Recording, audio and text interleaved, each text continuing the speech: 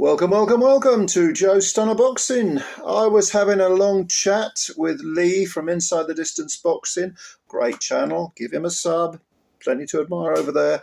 And Lee and I were talking about Mike Tyson and the misconception of, or how Tyson is viewed in a deeply inaccurate historical way by a lot of people who say they're boxing fans. Now, whenever you hear the name Mike Tyson, what do you think of? You think of savagery, you think of, a brawler, a tough guy, a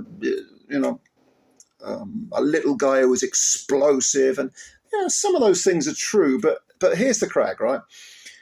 Mike Tyson was not a brawler. He wasn't a slugger.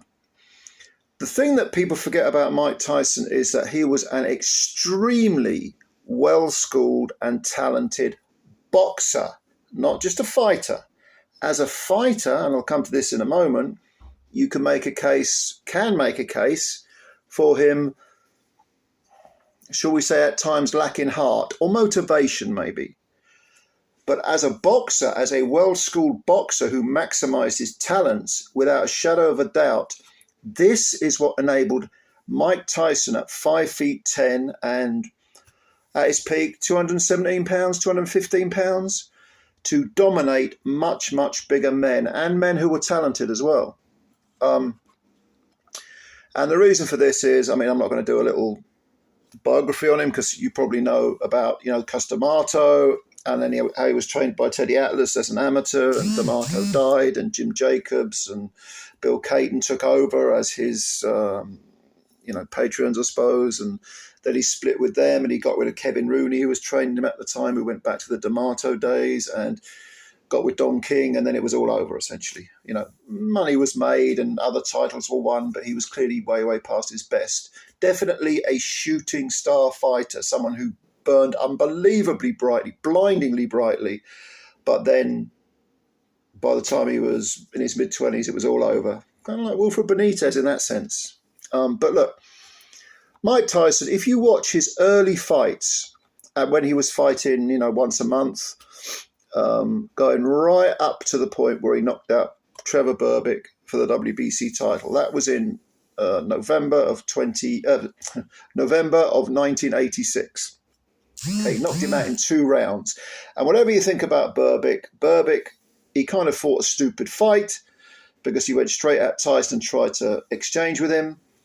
But even if he'd been cautious, could he have done what James Smith, Bone Crusher Smith, did in the next fight and just grab and hold? Or maybe Tony Tucker a few fights later? Could he have survived the distance? Maybe. But you see, Tyson at 5'10" and only, let's say 215, if you go straight at a guy like that, who's much smaller than you, because Berbick wasn't a small man, you've got a reasonable chance, you would think, of being able to dominate. But the reason that Tyson got so far up the ladder so quickly and became a champ at only 20 was because he had blinding skills, extremely fast hands, wonderful balance, incredible combination punching, to the point where he, for the first 4 years of his career, 3.5 years of his career, he virtually never threw a single punch. It was always combinations. The combinations, by the way, were numbered. So Kevin Rooney would say to him, I don't know, number 15, number 26. And immediately Tyson would know which combination to fire. As a small heavyweight, he had a low center of gravity, made himself even smaller, a smaller target, which is even more difficult to hit. And then he would explode with these, vicious, incredibly fast combinations, okay? But these are all skills. This is not a guy who was a crude slugger. This is not a guy who was a street fighter, all right? This is a guy who was limited by his size, was told probably when he was quite young that he couldn't be a heavyweight champion, he couldn't be a heavyweight boxer. In the amateurs, he lost twice to Henry Tillman. And Tillman went to the Olympics instead of Tyson. He got his revenge later on because he knocked Tillman out in 1 round. But this is a guy who was told, you can't do it. And he said, yes, I can. And he had that belief instilled in him by Customato, But it wasn't just, D'Amato wasn't just a cheerleader. He wasn't just someone who was putting self-belief into a young, wayward kid. He was teaching him real skills and also teaching him about the history of boxing, because Jim Jacobs had probably the most extensive collection of fight films. Tyson devoured them. Whatever his limitations and immaturities were emotionally and as a human being, boxing gave him that, proverbial safe haven where he actually felt like he could be someone. Okay. Now, it was, again, at the risk of sounding repetitive, it was the skills that did it. It was his schooling that did it, his fistic schooling. He was able to beat up bigger men because he was so damn good. He maximized his talents. But when he converted to, and I suppose we're talking about, you can say from maybe the first Frank Bruno fight onwards, when Rooney was no longer on the scene and he was trying to cut ties with Bill Caton at the time. He ended up with Don King. Suddenly all those skills were neglected, and suddenly the lifestyle, living the life, was neglected in favor of, this massively intimidating presence that relied on raw power.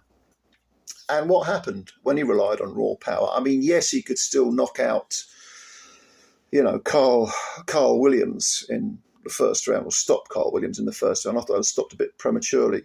The following fight after that, he lost to Buster Douglas. Again, trying to get Douglas out of there with one punch. Almost did it in the what was it, the 8th round, but got knocked out in the 10th. Came back, blew away Alex Stewart. Had two very impressive fights, very entertaining fights with Razor Ruddock, who was never himself that skillful, but was a big unit, big tough guy, and he was able to take Tyson a few rounds, but that was a slugging match. Again, you could see that the skills, the speed, the overall schooling had kind of gone by the wayside, and it was just a case of raw strength and raw punching power. And Tyson could hit incredibly hard, don't get me wrong, with one shot. But again, I repeat, prior to his, say the first year or bit more of him being a world champ, a belt holder, it wasn't just about raw strength. It wasn't just about power. It was about skills, and these were neglected. Come 1991, certainly. I mean, before he went to prison. Now, the two Ruddock fights were the two fights he had before he went to prison. Then he came out, Peter McNeely, that was a farce. He knocked out Buster Mathis Jr. in 3 rounds.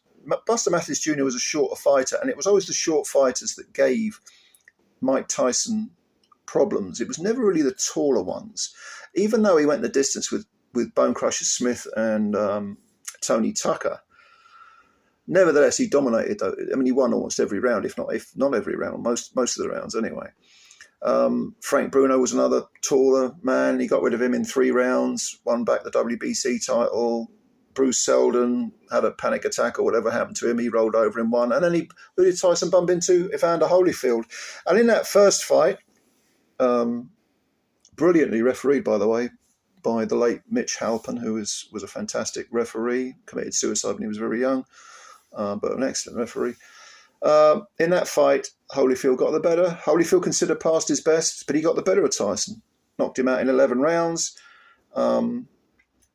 And then in this second Holyfield fight, Tyson, as we know, nipped a bit off Holyfield's ear, got disqualified. But if you look at those two fights, let's take the first one. I felt that long before he got stopped in the 11th round, Tyson had essentially stopped believing he could win. And his body language suggested that, and he was sort of there for the long haul. He was going to try and fiddle his way through it, but he knew Tyson. He knew that Holyfield had his number, and then certainly in the second fight, he looked flat out anxious. I'm tempted to say scared before that second Holyfield fight, because he knew that he couldn't beat Holyfield in a boxing match. when he was walking to the ring, he was pushing a member of his entourage in the back. Get out of my way. It's almost like he couldn't wait to get to the ring to get this over with as quickly as possible, win or lose. And it was more a case of, attempt to hit and hope rather than having a specific game plan. Suddenly, the Tyson from 1989, 1988, who was all about technique, coupled in with the power and the speed, all about game plans, all about listening to your corner, about having a proper professional setup. Suddenly it was a case of, I can't intimidate this guy. He proved that in the first fight. What am I going to do with him? I'm just going to have to try and outgut him. And then he got himself disqualified. A lot of people feel that, he just, it was his way of getting out of the fight. Then in the following fight, he obviously got the ban. He came back in 1999, fought Franz Botha. Botha was giving him a few problems. Tyson attempted to break Botha's arm, got him in a forearm lock, and he fought all in Norris, didn't he? And that was a no contest. And that was because Tyson got tested positive for weed, marijuana, which kind of says it all. Then he fought Brian Nielsen in Denmark, and Lou Savarese was in the mix, wasn't he? Julius Francis, those two fights over in Britain, Hampton Park, and what was it? Manchester was the Francis one was in Manchester, and I think Savarese fight was in Hampton Park. So then of course he bumped into Lennox Lewis. He was way, way, way past his best. Again, stopped believing he could win that fight very early on in the fight, and became what Teddy Atlas always called a game quitter. That is to say, someone who will take their lumps, but stop believing they could win. So they kind of quit in that sense mentally before they left the ring. It was a case of, I'm going to take a beating here, but I don't believe I can win. So in a sense, they quit.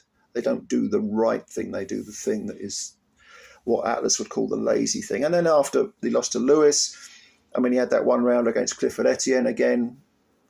No one ever doubted Tyson's punching power, got rid of him in a round. But then we had the two occasions when he did flat out quit, and that was against Danny Williams in the fourth round.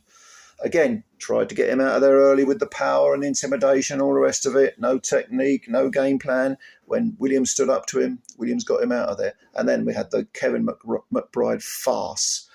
The idea that Kevin McBride has a stoppage win over Mike Tyson is ridiculous. But he does. So I think that the opposite of what people assume is true with Mike Tyson. I think he succeeded. He became the Mike Tyson, that massively intimidating, explosive person, because of talent and technique and schooling and all those things you associate with boxing.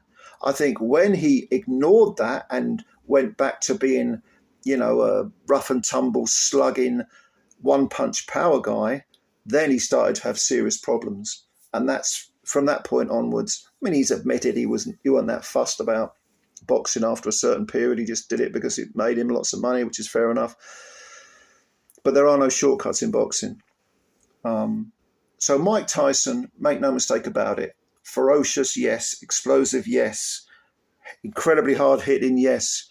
But extremely skillful, extremely well-schooled, and that's what made him what he was. That's what made him the Tyson that combined all those elements together to create this, and he is, let's be honest, a living legend, right?